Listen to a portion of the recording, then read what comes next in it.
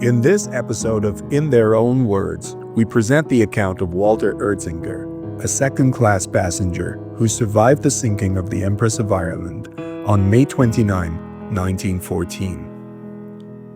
When the Empress of Ireland left Quebec City, just after 4 p.m. on May 28, 1914, a large number of second-class passengers assembled on the rear deck of the ship to witness the departure of the vessel. A large contingent of the Canadian Salvation Army, also traveling in second class, was en route to the 4th International Congress of the Movement in London, England. When the ship left the wharf, some of the staff band members picked up their instruments and started playing. Among the second-class passengers enjoying the music in this sunny and beautiful afternoon was Walter Erzinger, 24 years old. Erzinger was traveling to his native Switzerland to visit a brother who was ill. He had every intention to come back to Canada after this trip, since he had just moved to Winnipeg, Manitoba, to work in his uncle James Erzinger's tobacco business there. After the ship left Quebec, Walter went down 2 decks to settle in his cabin 518 on main deck, where he was assigned berth A, the upper bunk. He shared this cabin with another man from Western Canada, but his name has been lost to history. After some time, Walter went back up 2 flights of stairs to attend the dinner service in the second-class dining room, and after that, moved across the deck to the smoking room to relax. Sometime around 10 o'clock, him and other passengers went out on deck to enjoy the fresh St. Lawrence breeze and the views of the flickering lights of the villages on the banks of the river. Around 10:30 p.m., Erzinger was among the group of passengers leaning on the port side railing to watch the brand new Island Line RMS Alsatian make her debut in the St. Lawrence. The Alsatian had made her maiden voyage earlier that year, but was beginning her summer season with her first visit to Quebec City. After witnessing the meeting with this large ocean liner, Walter retreated once again to the smoking room for about another half hour, and then turned in for the night in his cabin, tired. Just a few hours later, the RMS Empress of Ireland was on the bottom of the St. Lawrence River, sunk in only 14 minutes after a collision in a fog with the Norwegian collier Storstad. More than 1,000 people had perished. Walter Erzinger was then in Quebec City, brought there by train, and he was staying at the Chateau Frontenac Hotel with other survivors, in shock but happy to be alive. In a letter he wrote to his parents that very same day, not even 24 hours after the disaster he had just been through, Erzinger told his story of survival. Here is, for the first time ever, this account, narrated by Patrick Cornelius Vida.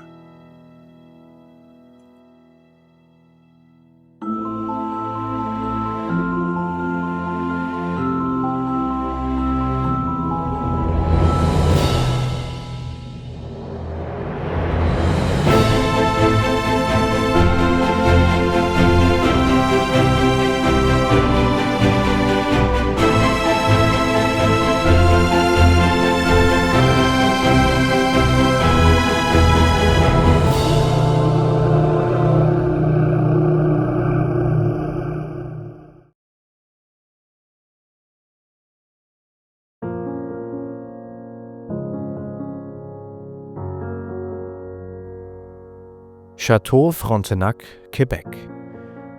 29th of May, 1914, 10 o'clock in the evening. My dears, thank God I am still alive. It really was a terrible disaster. I'm here in the Chateau Frontenac Hotel, where some of the rescued passengers are staying. We left Quebec yesterday afternoon at 4 o'clock in very fine weather. I was in good spirits and looking forward to the crossing. The journey went well down the St. Lawrence River, and I went to bed around 11 o'clock, quite tired.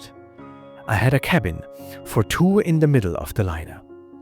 At about 2:30 a.m., I was suddenly woken by a loud push from the ship.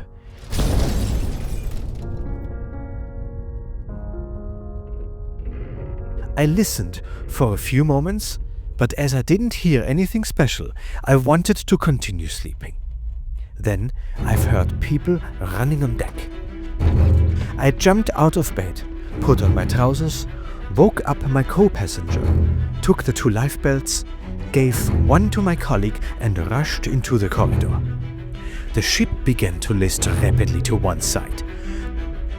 The water was pouring in through the windows. The passengers all came running in, fright, most dressed only in their night clothes. Staggering from one wall to the other, I managed to reach the staircase with great difficulty and effort. I had to climb 2 flights to reach the first deck. The screams and wailings were terrible. I clung to the railing on the side and waited a few moments. Our eyes eagerly scanned the great sheet of water. It was foggy, cold, and everyone was shivering with cold. I said to myself, the situation is very serious. And with other passengers, I started to climb outside of the ship to reach the next deck.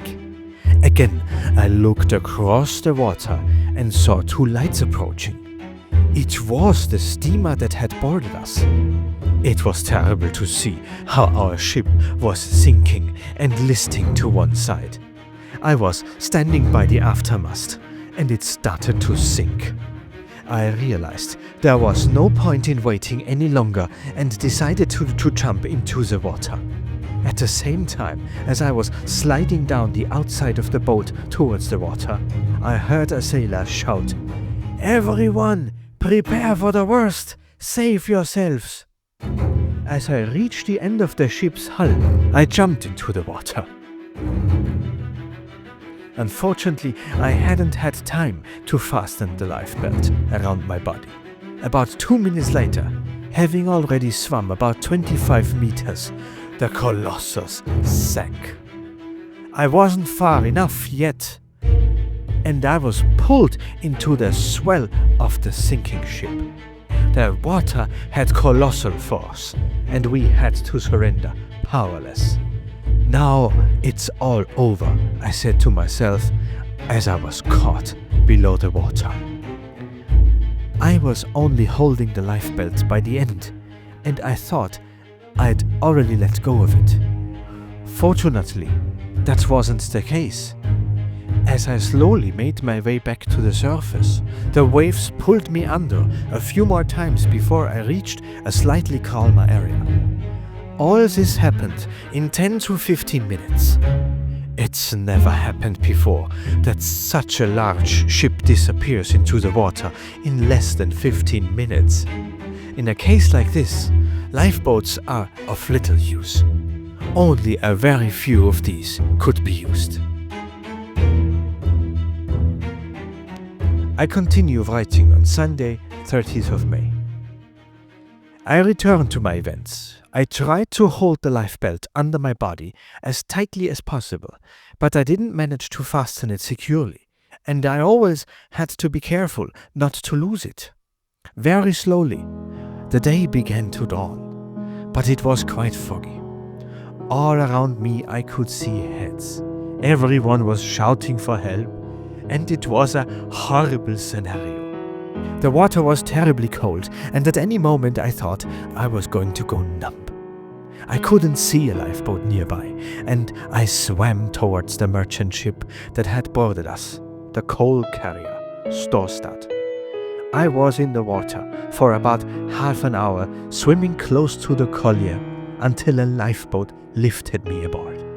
I was completely stiff and at the end of my tether. everyone was shivering from the cold in their wet clothes. Most people were dressed in just a shirt. About an hour later, the government boat arrived from Rimouski. We boarded this boat on which we could stay in a warm space. I took off my night dress and wrapped myself in a sheet. After an hour's ride, the ship took us to Rimouski, a small town of about 3,000 inhabitants. There we stood on the breakwater for a while. Fortunately, the sun had begun to warm the air a little, but it was still cold in our wet clothes.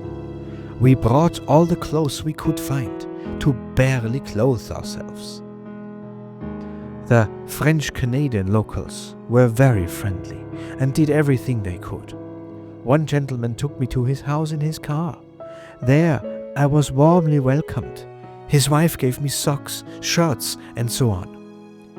I had a strange outfit, but in this case everything was good.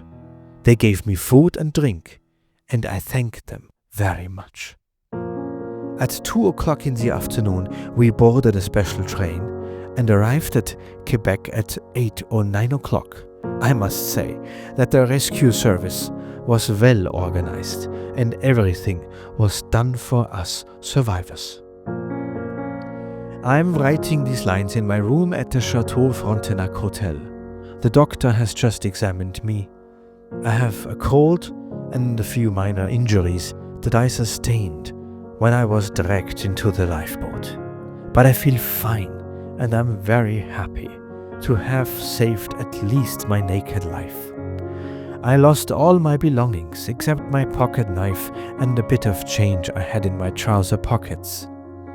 I'll have to see how much compensation I'll get from the company.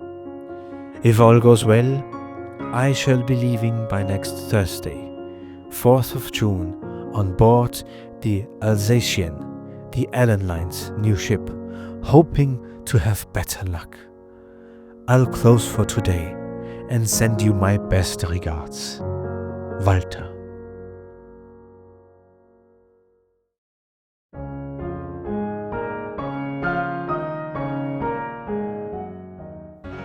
After this ordeal, Walter Erzinger ended up making his way back to Montreal for a few days, awaiting to resume his journey to Europe. He ended up boarding the Empress of Britain, sister ship to the Empress of Ireland, leaving Quebec City on June 11, 1914. He was assigned to a cabin next to the one he had on the Empress of Ireland. One can imagine that he had trouble sleeping all the way across the Atlantic. Walter had been in Rimouski for just a few hours, but these hours had left a mark that lasted a lifetime. Georges Alfred Marois, the man from Rimouski who had taken him by car to his home, and his wife, Anne-Marie, had treated him like family. He was given clothes, food, and care in a moment of great need. Walter never forgot this and kept in touch with the Marois family until the 1970s, when Anne-Marie passed away.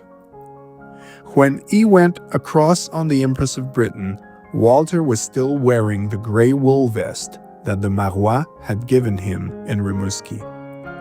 He hung on to that vest until he passed away in Switzerland in 1981.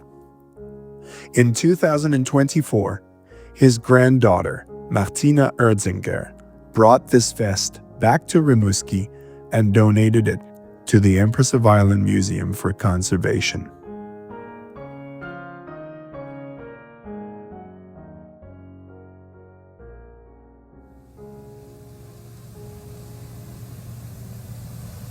A special thank you to our supporters on Patreon, including Dean McIntosh, Evan Plemming, Lucas Sidlowski, Charlotte Zurich, Bluebird Nut, Martin Cahill, Sam Forker, Joshua Kusiek, Maximilian Metcalf, Nikki Chan 92, Rachel Warner Sanchez, and Snow Monkey.